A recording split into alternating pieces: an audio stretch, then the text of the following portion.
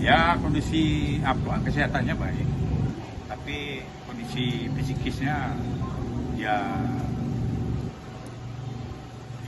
nggak down lah dengan berita ya perceraian ini yang dikabulkan oleh pengadilan agama. Ya karena mukanya namanya orang lagi down, ya pasti ya dibawa sholat lah sama dia. Lebih banyak diam atau galau? Banyak pertanyaan sih bang. Ya pasti galau dan sedih. Ya nggak banyak ngomong. Banyak yang dia pikirkan. Satu kan belum keputusan aja dia yang dia pikirkan udah dipersulit ketemu anak. Tapi pas sudah dikasih tahu hasil keputusan hari ini gimana sih bang? Apakah kaget atau ya udah menyangka akan kayak gitu hasil putusannya gitu bang? Ya dia belum banyak ngomong sama kamu, belum banyak ngomong. Tapi kan sebelum keputusan waktu itu kami kan udah bicara sama dia juga bahwa hari Kamis biasa kami Rabu kan pasti komunikasi dengan dia kan. Nah dia itu memang dia memang udah dikasih pesan dan dinasihati oleh teman dia yang mengunjungi dia, salah satu kiai lah, macam ustaz gitu. Ya janganlah pokoknya kamu jangan sampai ada kata-kata menyatakan cerai gitu. Biarlah manusia yang menceraikan kamu, tapi hatimu nggak bercerai gitu. Nah, kita ikut aja hukum Islam, hukum yang diturunkan Allah bahwa perkawinan itu adalah sakral. Biarlah orang lain yang menentukan talak, yang penting jangan kamu gitu. Itu nasihat kiai dia.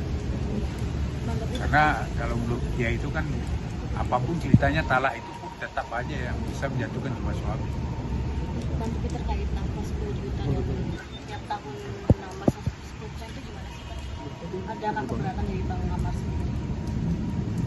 Ya kalau namanya keputusan ya kan nggak ada keberatan, nggak ada apa. Kalau keberatannya nanti kan ada upaya hukum namanya banding.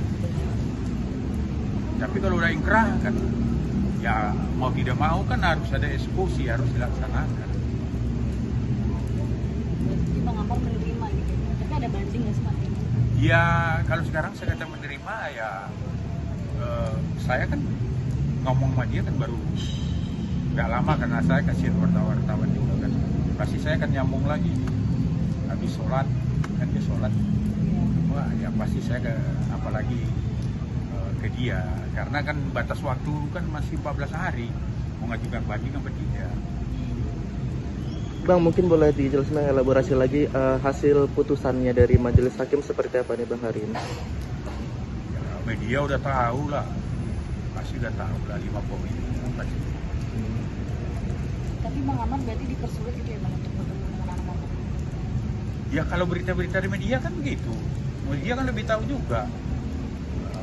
Tapi perspektif Abang Tidak sendiri memungkinkan lah katanya karena ya alasan apalah anak-anak di bawah umur. Tapi yang setahu saya anak-anak di bawah umur kalau nyengok bapaknya ya boleh aja kalau menurut saya. Ini soal putusan nafkahnya seperti apa nih bang yang 10 juta itu bang? Soal putusan nafkah yang 10 juta apakah Bang Amar sudah mengetahui ini bang? Ya kan udah kita sampaikan, tapi kan belum ada komentar.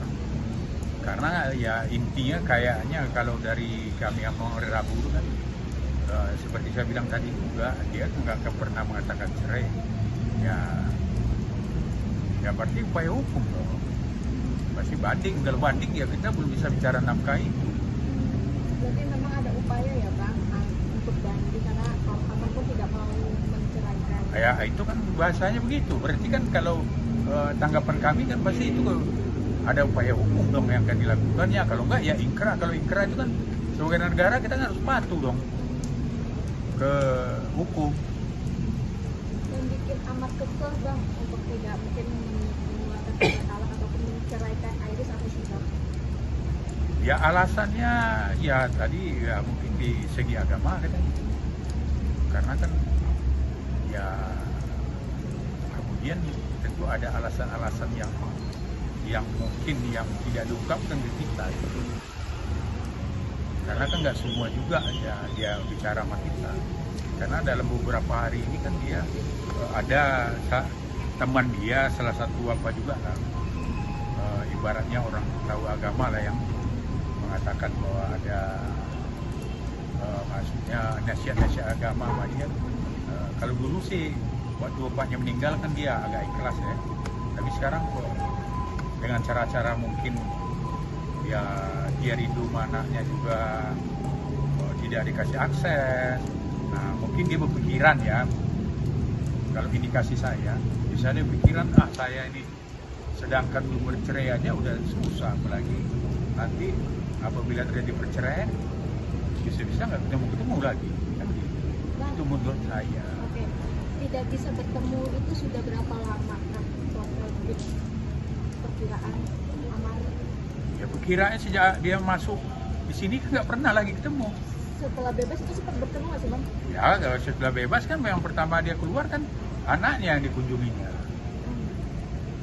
Nah sekarang begitu dia ada persoalan hukum sejak ditangkap polisi sampai sekarang kan nggak ada dia ketemu kan. Jadi memang dari pihak sana tidak mau membawa anak-anak ke sini atau bertemu?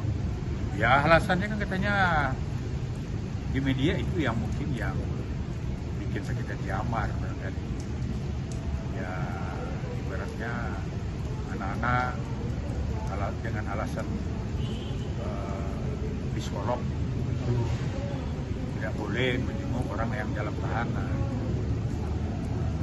Padahal kan sebenarnya kan itu sah-sah saja, itu banyak yang terjadi juga.